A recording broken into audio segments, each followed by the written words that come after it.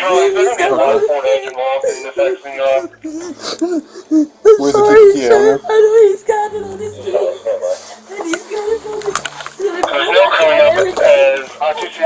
A Louisville man has been convicted of human trafficking and kidnapping after a jury saw shocking body cam video showing first responders rescuing his ex-girlfriend chained by the neck inside of a barricaded home. I'm going to break down the chilling details of this case and what led to a very swift conviction. Welcome to Sidebar, presented by Law&Crime. I'm Jesse Weber. Well, a Jefferson County jury needed just 3 hours to convict a man of a series of brutal crimes against his ex-girlfriend. I'm talking human trafficking, kidnapping, harassment with physical contact.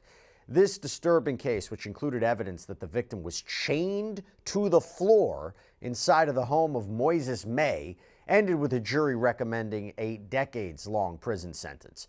And the 3-day trial exposed just a pattern of abuse against Jonna Wilson, the mother of May's child. And throughout this trial, prosecutors argued that May intended to trap Wilson, hold her against her will. The defense argued, unsuccessfully, that Wilson had consented to some of the abuse. Now, May will pay a steep price for this horrific actions he inflicted in one of Louisville, Kentucky's most chilling cases that I know we have certainly covered here on Sidebar. But this nightmare began in the summer of 2023, when over the span of July and August, Moises May forced Wilson into sexual servitude, brutally cut her hair with a machete, and ultimately trapped her inside of a barricaded home near Louisville's Park Hill and Algonquin neighborhoods. Now, fortunately, Wilson was able to escape from this horrifying ordeal. This was all thanks to a neighbor's 911 call that ended up saving her life. Louisville police responded to that call on August 16, 2023, when the neighbor told police they heard Wilson screaming from a second-story window.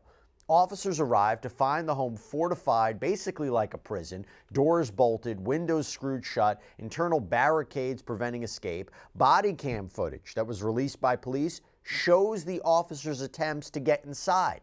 But unfortunately, police soon learned that the entire first floor was completely barricaded. Non-injury, call United 64.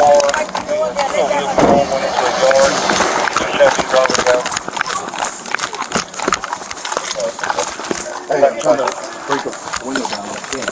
Put the door down? Yeah.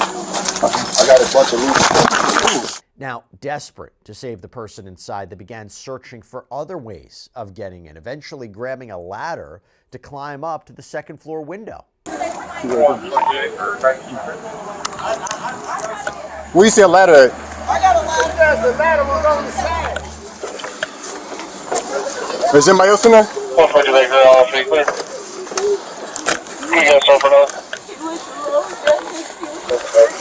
He did what?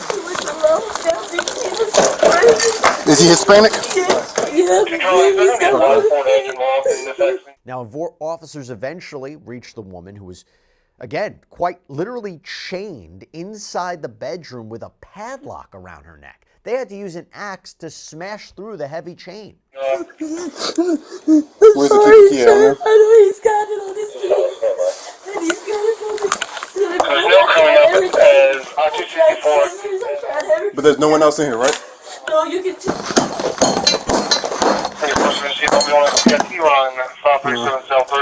There we go. EMS later arrived, cut through the chain around Wilson's neck. They used a hedge clipper. What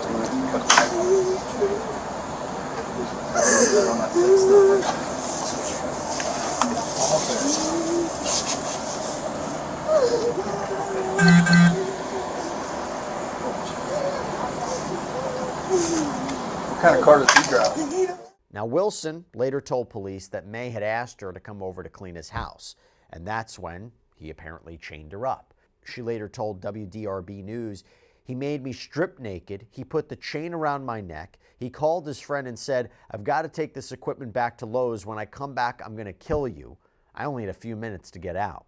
May also allegedly said things like, "You're going to get it tonight, and I told you next time you leave and don't come home, I'd kill you." This is according to an arrest report that was viewed by WDRB. And with no way to call for help, because May had taken her phone, Wilson apparently managed to kick out a window, scream until the neighbors heard her. She told investigators she was there for 5 harrowing hours before finally being rescued. And 2 days after that incident, on August 18th, police arrested Mr. May.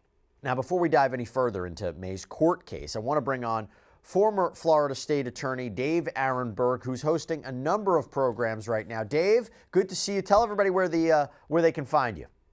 Great to be back with you, Jesse. You can find me at Legal AF, which is on YouTube, and at Dave Aronberg Law, which is my law firm. But my first priority, Jesse, is to be here with you on Sidebar. Well, that is just flattery that is, not necessary, and nobody believes. But Dave, it's good to see you nonetheless. So, okay, Jefferson County jury, they convicted the defendant in 3 hours after a 3-day trial. Is that unusual? Is that unusual to get a verdict back that quickly in a case like this? No, because this defense defied common sense. I mean, he said that this was consensual, and why did he cut her hair with a machete? Well, she lost a bet over the game of checkers. What?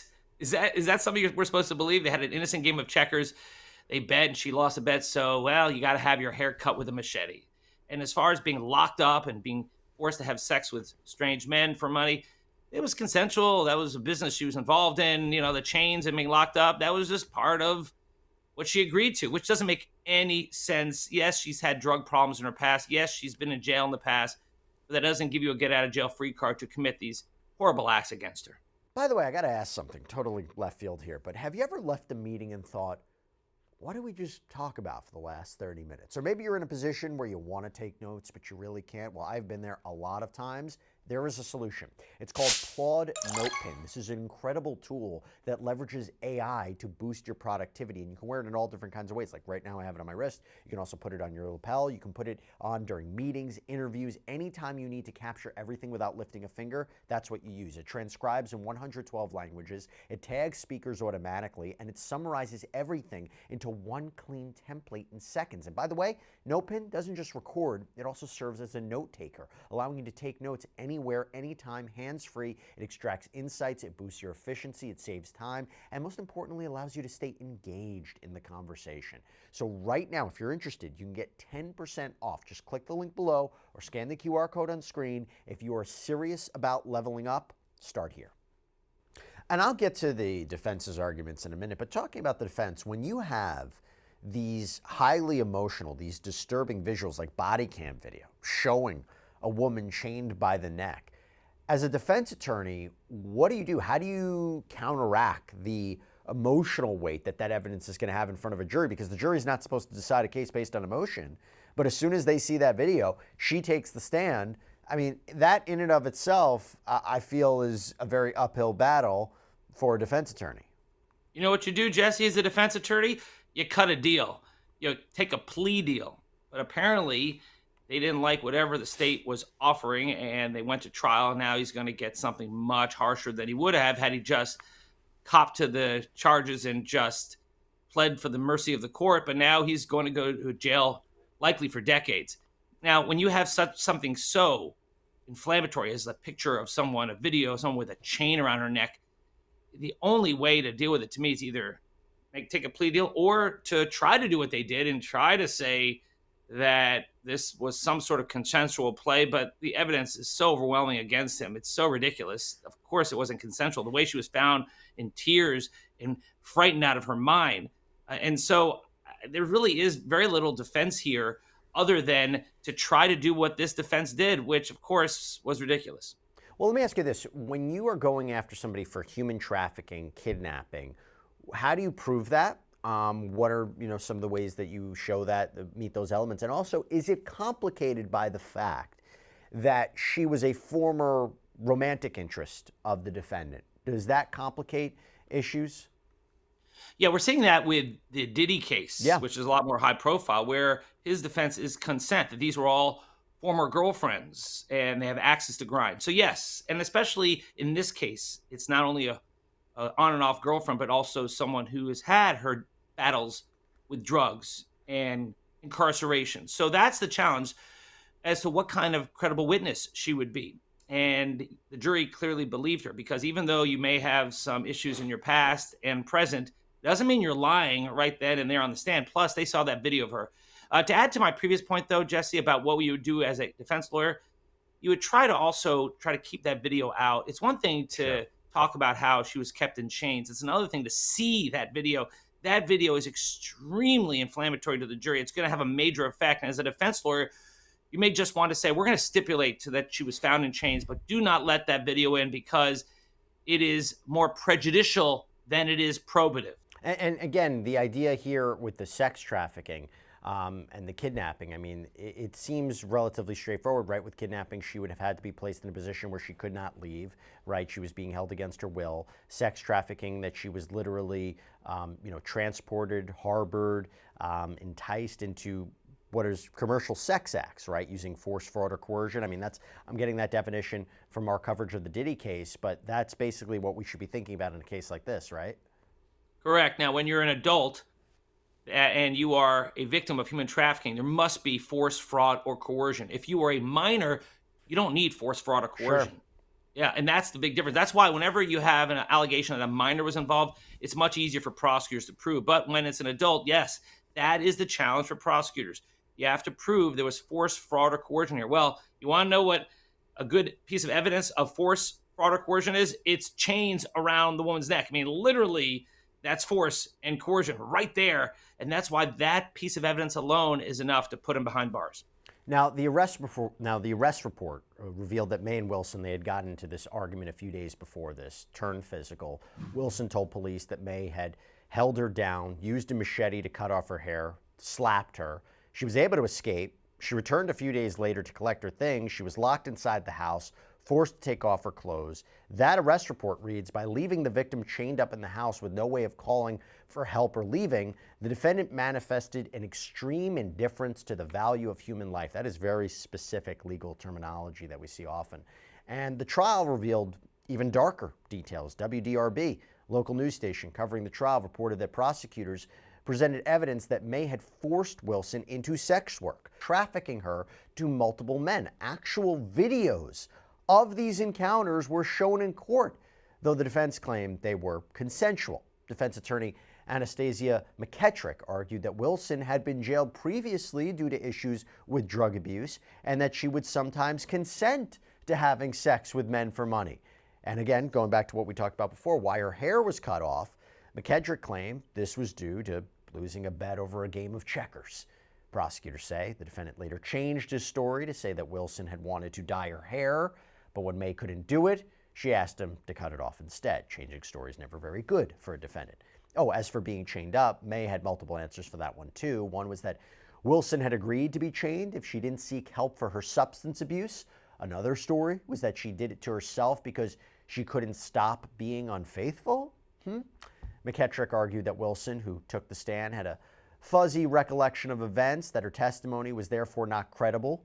She referred to that testimony as being, quote, broken to its core, but prosecutor Max Gosman told jurors that even if Wilson's memory wasn't perfect, there's no way the condition she was trapped in could point to a consensual situation. Quote, he made that house impenetrable. What would require this level of protection, of security? They weren't intended to keep intruders out. They were meant to keep Jonna inside.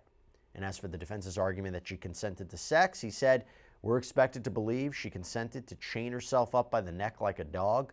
Yeah, Dave, it seems pretty unbelievable, but at the same time, going back to this issue, if she had had these problems in her past, you could see why the defense was working through it. How tough is it to cross-examine and question the credibility of an alleged victim in this case when the jury sees video of her being chained up and now you're tasked with going after her? Because I saw it firsthand in the Harvey Weinstein trial. It was a very difficult position for his attorneys to go after the victims in that case. And, it's their job. But how do you do it in a way where you're not turning off the jury? Because this is tough. Usually use a woman defense lawyer to show that, hey, look, I'm not trying to badger you. I understand about the gender issues here, but you're a liar. That's essentially the implication when you have to cross-examine someone, because it's for all the marbles. I mean, they have to try to show that she's unreliable. the only chance they have at reasonable doubt is to poke holes in her story and really blame the victim here and to put her on trial. And she's had a rough go in her life, but it didn't mean that she was lying. In fact, the evidence corroborates her. And that's the key to this case, because if the case were just about he said, she said, there would be problems. But it's more than that. There's corroboration. You have video. You have the images of her when she was saved. I mean, and if this really were consensual, the prosecutor's right. Why would you create your house as a fortress? Why would you keep her chained when you're not there? So it doesn't make any sense. The defense in itself, I think, led to the conviction, because I think the jurors were shaking their heads like, I don't believe this. Their defense keeps changing, and what they're saying is preposterous. Yeah, and look, you have to think, if there weren't videos of sex trafficking or body cam footage of her being chained up, if something just happened to her, let's say all this happened to her, she escapes, she goes to the police, I'll tell you everything that happened to me, but there was no video proof, there's no physical proof, it's not just her word against his, we might not have seen a case like this, right? And that's the part that's a bit alarming.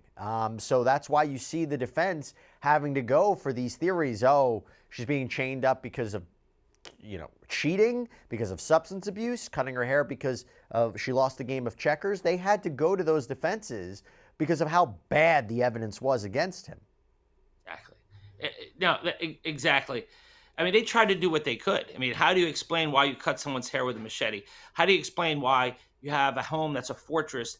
And how do you explain why someone is in fear because she has been chained up and restrained and not allowed to leave when no one else in the house? So when you say, well, she liked to be chained up and sold herself to others, then why is she chained when no one else is there? Well, then they had an explanation of she wanted to be chained because that prevented her from doing drugs.